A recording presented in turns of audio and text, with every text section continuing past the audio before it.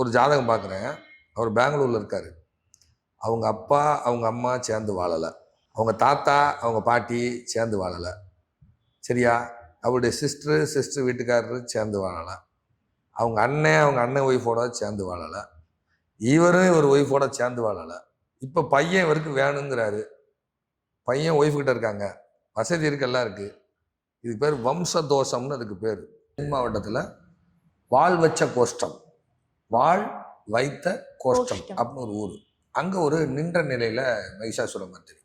So அங்கே போய் நல்லா பிரார்த்தனை செஞ்சு என்னென்ன அபிஷேகம் இது வேணால் பண்ணிக்கலாம், பண்ணிவிட்டு பிரார்த்தனை செஞ்சுட்டு சில இன்னும் 3 பரிகாரங்களாக சொல்லி அதை செஞ்சு இப்போ அவங்க காம்ப்ரமைஸ் பேசிக்கிட்டு இருக்காங்க. அவங்களுக்குள்ளக்க காம்ப்ரமைஸ் பேசிகிட்டு இருக்காங்க. அதான் எனக்கு பையன் மட்டும் வேணும் பொண்டாட்டி வேணும்னு சொன்னவர் இப்போ ஓகே அனுசரித்து போகலாம் சார், இது நீங்கள் அனுபவிக்க வேண்டிய கர்மா சார், இன்னொரு கல்யாணம் உங்கள் லைஃப்பில் இல்லை சார், அதுக்கு வந்த மகராசியை விட சந்தோஷமாக வாழுங்க சார் சொல்லி அனுப்பிச்சி விட்டாச்சு. ஸோ இப்படி ஒவ்வொருத்தருக்கும் ஒரு பரிகாரம் மாறுபடும், ஒரே பரிகாரமாக வராது.